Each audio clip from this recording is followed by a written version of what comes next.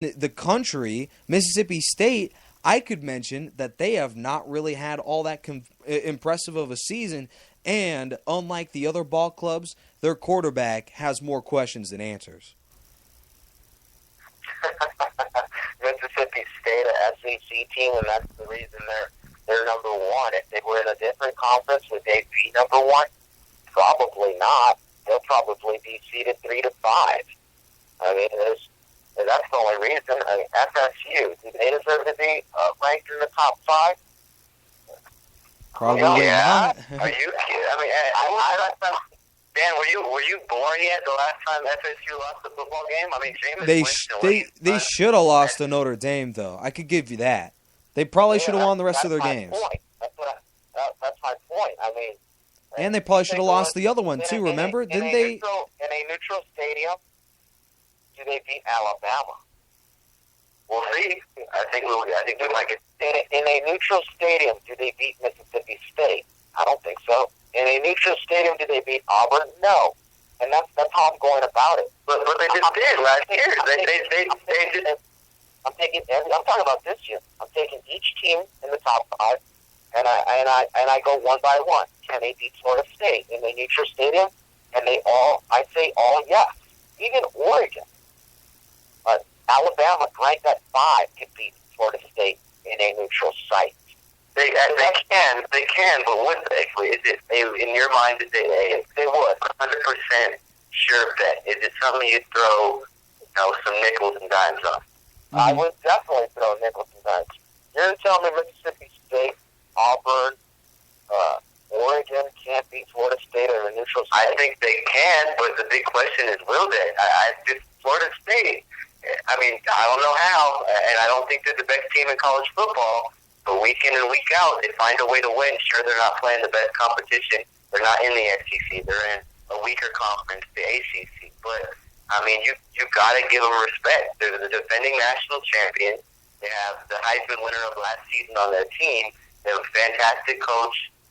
And I just think that until someone knocks off Florida State, I still think they're the best. Should we be on upset alert for Saturday when they take on Virginia? Absolutely not. Yeah, I don't know about that. But can we read off the rest of their schedule? I won't put them on upset alert when they play Miami. I really think Miami has the defense to make a game out of that. Kind of like Louisville. Louisville was up 21-0, and they blew it. So they blew it. The bottom line is Florida State, week in and week out, they find a way to win. I don't know how, but they find a way to win. What's the remaining schedule for Florida State? Does anyone have it on them?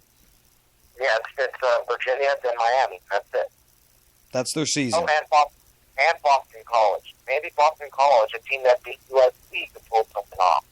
I don't see. I think maybe in the ACC championship game, if Florida State matches up with Duke again, I think Duke has a shot, and I think Miami has a shot. But I think that's it until the playoff. I think hopefully for Florida State's sake, that the near upset loss at Louisville last Thursday kind of rung their bell and said, hey, we were that close to our season being gone, our national championship repeat hopes being gone. So I think I don't know. I mean, they have so many distractions off the field. We all know everything that's gone on with Jameis Winston in the last year, but I mean, the guy just simply finds a way to get the job done. I mean, his numbers aren't pretty this year. I think he has something like 16 touchdowns to 8 interceptions, which isn't impressive at all. He's not going to win the Heisman again. He's probably not even going to be in the running. He's probably not going to be in the final 3, the final 4 for the Heisman this year. So even with Georgia's running back down. Well, I think Gurley, since he's been suspended, 4 games, I think he's completely out of the equation. Yeah. No, I think Gurley would have been ahead of Winston. I don't see Winston in there. I see. Who's in there? Who's in there? If I had to give you 3, I'd give you Prescott of Mississippi State. He's done a fantastic job all year. I'd give you Mariota of Oregon. I mean, despite the loss to Arizona, he's put up some incredible numbers. And I'll give you TCU's quarterback.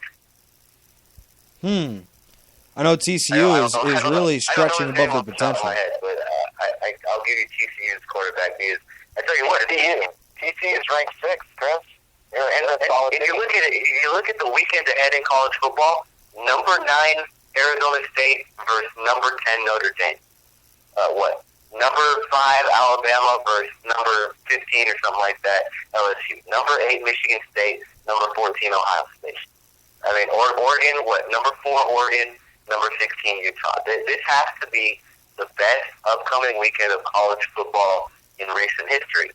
So many playoff implications, not to mention number 6 TCU, number 7 Kansas State. If TCU wins that game, I think that quarterback, I don't know what his name is off the top of my head, and I really wish I did, but he was a wide receiver last year. They converted him to a quarterback this spring, and he has done a fantastic job. And if they can find a way to take down Kansas State, which I don't think they will, but if they can find a way to take down Kansas State, all of a sudden you got to start thinking about TCU, in some real contention to get into that Final Four.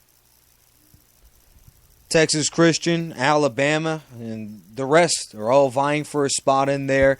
We're going to go ahead and make it a wrap here on the National Sports Radio Station on Spreaker.com. It's going to be an extremely entertaining weekend, and you'll get all that and more right here at your home for all sports across the nation, the National Sports Radio Station. Wow, how convenient. Again, want to thank Dan Cadino, Chris Sylvester, and the entire broadcast crew. Nick Rice signing off here. California Love, presented by Tupac, was the main broadcast for this station. Again, thank you very much, and have a great night.